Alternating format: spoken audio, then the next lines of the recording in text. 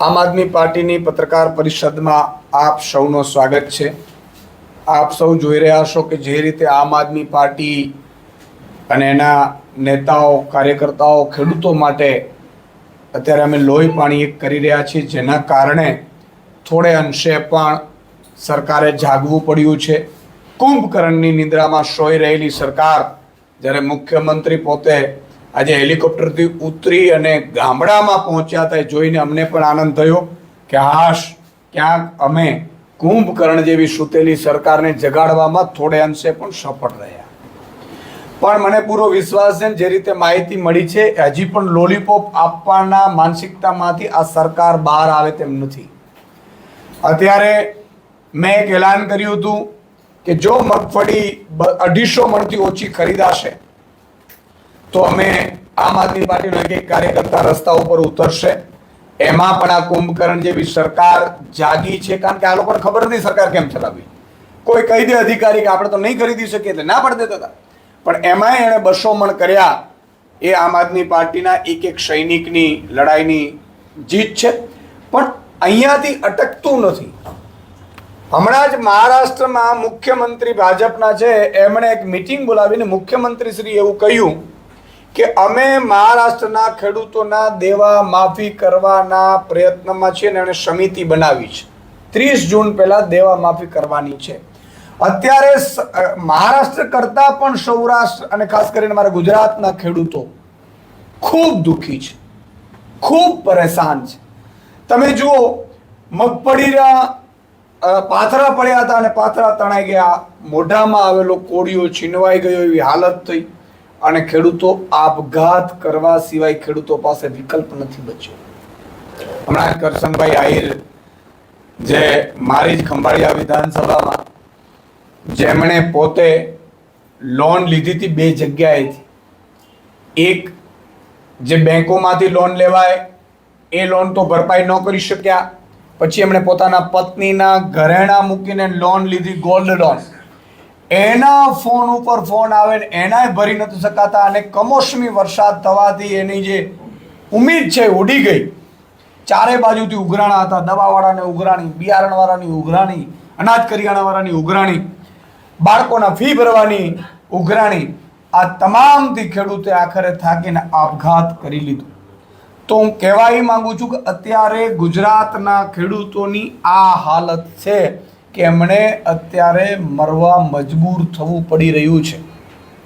ત્યારે જો મહારાષ્ટ્રમાં ભાજપની સરકાર દેવું માફ કરી શકતી હોય તો ગુજરાતના ખેડૂતોના કર્જ માફી કરવામાં આવે એવી અમારી માંગ છે। અને આ માટે આમ આદમી પાર્ટીએ કડદાકાંડથી શરૂ કર્યું હતું ને ડિમાન્ડો જે કરી હતી અને એમાં પહેલી સભા અમે કિસાન મહાપંચાયત સુદામડામાં કરી હતી, બીજી સુદામડા બાદ કિસાન મહાપંચાયત અમે ખંભાળિયામાં કરવા જઈ રહ્યા છીએ। અને એ 9 તારીખે ખંભાળિયામાં કિસાનોને ન્યાય અપાવવા, કિસાનોની કર્જમાફી સહિતની માંગણીઓ પૂરી થાય અને ખેડૂતોને એવું થાય કે આમ આદમી પાર્ટી અને એના નેતાઓ, એના કાર્યકર્તાઓ ખેડૂતો સાથે છે ને ખેડૂતોની માંગણીઓ સાથે છે। એ માટે અમે બીજી કિસાન મહાપંચાયત ખંભાળિયાના બાણવડ પાસે અમે કરવા જઈ રહ્યા છીએ, જેમાં હજારો ખેડૂતોને હું આવકારું છું કે આપણે ફરીથી આ કિસાન મહાપંચાયત જે કરવા જઈ રહ્યા છીએ અમે આપ સૌ આવો। અને એના પછી 11 તારીખે 2 દિવસ બાદ અમે ત્રીજી કિસાન મહાપંચાયત છે એ ગીર સોમનાથમાં કરવા જઈ રહ્યા છીએ। ખેડૂતોના મુદ્દાને લઈને આમ આદમી પાર્ટી સડકથી લઈ અને સંસદ સુધી અવાજ ઉઠાવવાનું નક્કી કર્યું છે। અમને ખબર છે કે ખેડૂતો 54 લાખ ખેડૂતો અને 1,20,00,000 મજૂરો અને ભાગિયાઓનું જ્યાં સુધી ભલું નહીં થાય, શ્રમિકોનું જ્યાં સુધી ભલું નહીં થાય, એમને જો આવક ખિસ્સામાં નહીં આવે, એમનું જીવન ધોરણ ઊંચું નહીં થાય, ત્યાં સુધી ગુજરાતને નંબર 1 બનાવી શકાય એમ નથી। અને એ લક્ષ્ય સાથે અમે નીકળ્યા છીએ। એટલે અમારો લક્ષ્ય એ છે કે ખેડૂતોને, જેમ ગુજરાતમાં અત્યારે ખેડૂતો ચારે બાજુથી પાયમાલ થઈ ગયા છે, એ ખેડૂતો અને ભાગ્યા અને મજૂરો છે એમનું ઉત્થાન કરવા માટે આમ આદમી પાર્ટીએ શરૂઆત કરી છે. તમે જુઓ, કડદા કાંડમાં અમારા નેતા ગયા, કડદાઓ એને બંધ કરવાની ફરજ પડી. એ આમ આદમી પાર્ટી કરતા ખેડૂતોની જીત છે. એવી જ રીતે અમે કીધું કે 200 મણ મગફળી ખરીદો, 250 મણ, અને 200 મણ ખરીદવા માટે મજબૂર સરકારે એને જાહેરાત કરવી પડી. એ પણ ખેડૂતોની જીત છે. અને જો ખેડૂતોનું કહેવા માંગુ છું, જો સુદામડામાં આટલા એકતા થયા, આપણે એક થયા, હજારોની સંખ્યામાં એક થયા, તો મુખ્યમંત્રીએ બીજે દિવસે બધા કાર્યક્રમો રદ કરીને હેલિકોપ્ટરથી ઉડી, અને પછી હેલિકોપ્ટરથી માત્ર નિરીક્ષણ નહીં તો અત્યાર સુધી શું થતું હતું, હેલિકોપ્ટરથી નિરીક્ષણ કરતા હતા. પણ એ જ મુખ્યમંત્રી, પેન્ટ શર્ટ વાળા મુખ્યમંત્રી, એ બિલ્ડર ઉદ્યોગપતિ મુખ્યમંત્રીએ ખેડૂતોના ગામડામાં જઈને એમણે ખેડૂતોને સાંભળવું પડ્યું. આ ખેડૂતોની પહેલી જીત છે, ખેડૂતોના એકતાની જીત છે, આ કિસાન મહાપંચાયતની જીત છે. અને આ જ રીતે તમે જો ખેડૂતો બટેંગે નહીં તો કટેંગે, બટેંગે તો કટેંગે, બટેંગે નહીં તો કટેંગે નહીં, જો જ્ઞાતિ જાતિ ને ધર્મવાદમાં જો ખેડૂતો વહેંચાશે નહીં તો ખેડૂતોએ કલ્પના નહીં કરી હોય એ હદે સરકારે ખેડૂતોને આપવું પડશે. એટલે અમે આગામી 9 તારીખે ખંભાળિયામાં કિસાન મહાપંચાયતનું આયોજન કર્યું છે. 11 તારીખે ગીર સોમનાથમાં કિસાન મહાપંચાયતનું આયોજન કર્યું છે. અને આટલાથી અમે અટકીશું નહીં. અમે ઉત્તર ગુજરાતમાં પણ કિસાન મહાપંચાયતનું આયોજન કરીશું, દક્ષિણ ગુજરાતમાં પણ કિસાન મહાપંચાયતનું આયોજન કરીશું, મધ્ય ગુજરાતમાં પણ કિસાન મહાપંચાયતનું આયોજન કરીશું.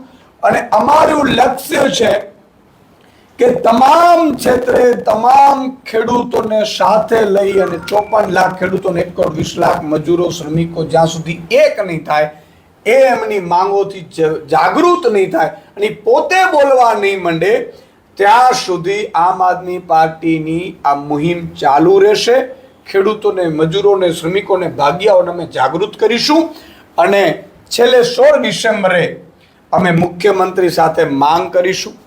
અને મુખ્યમંત્રીશ્રીને અત્યારે પણ હું માંગ કરું છું કે નાના નાના સહાય પેકેજનો લોલીપોપથી અમે માનવાના નથી. અમે ખેડૂતોએ ખૂબ ભોગ આપ્યો છે. એટલે તમે એકાદ દિવસમાં જો આ 6000 રૂપિયાની જેમ લોલીપોપ SDRF NDRF નો જો અમને આપવાનો હતો, અમારે જ જોતું. અમારું દેવું જે કર્જ છે ખેડૂતોનો, એ જ માફી અત્યારે જોઈએ. અને બીજા રાજ્યોમાં તમે કરી શકો છો. તમે જુઓ, અત્યારે બધા લોકોને ભાજપ વાળું એવું કહે છે કે ભાઈ કર્જ માફીથી ફાઇનાન્સ વ્યવસ્થા લથડી જાય, તો 16 લાખ કરોડનું 100 ઉદ્યોગપતિઓનું તમે દેવું માફ કર્યું, એમાં તમારી ફાઇનાન્સ વ્યવસ્થા કથળી નથી. મહારાષ્ટ્રમાં તમે કરવા જાઓ છો ખેડૂતોનું દેવું માફ, એમાં તમારી ફાઇનાન્સ વ્યવસ્થા કથળતી નથી. ગુજરાતના જ ખેડૂતોને કાંઈક જોઈએ, ગુજરાતના ખેડૂતોને જે ડિમાન્ડ કરે અને તમે કર્જ માફી ન આપો અને તમારું ફાઇનાન્સ વ્યવસ્થા કથળે, એનો અર્થ એ થયો કે ભાજપ કિસાન વિરોધી, ખેડૂત વિરોધી નીતિ ધરાવે છે. એ સાબિત થઈ છે. ગઈકાલે હું મુખ્યમંત્રીશ્રીનો વિડીયો જોઈ રહ્યો હતો. મુખ્યમંત્રી જે ખેડૂતોને મળી રહ્યા હતા, ખેડૂત પોતે માંગી રહ્યા છે કે તમે જે આપશો એ તો અમે તો ક્યાં જશું, અમારી પાસે તો બીજો રસ્તો જ નથી. પણ અમારી માંગણી એ છે, કર્જ માફીની માંગણી છે. દેવામાં ગુજરાતનો ખેડૂત ડૂબી ગયો છે, આપઘાતો કરતો થઈ રહ્યો છે. મારી હાથ જોડીને સરકારને વિનંતી છે, કુંભકર્ણ જેવી બહેરી મૂંગી સરકારને વિનંતી છે કે એકવાર તમે ખેડૂતોનું દેવું માફ કરી દો. ખેડૂતો એકવાર દેવું માફ થવાથી એ પોતે એ સધર તો નહીં થઈ જાય, પણ એ પરિસ્થિતિમાંથી બહાર આવી જશે જેના ઉપર વિકટ પરિસ્થિતિ એને પડી છે. ન માત્ર સરકાર, ન નકલી બિયારણવાળા, ન ખાતરવાળા, ન દવાવાળા, પરંતુ કુદરત પણ એમની ઉપર લૂંટ્યો છે અને આવેલો કોળીઓ છીનવાઈ રહ્યો છે. ત્યારે મારી માંગણી છે કે નાના લોલીપોપથી નહીં પરંતુ કર્જ માફી કરજો, એવી અમારી માંગ છે.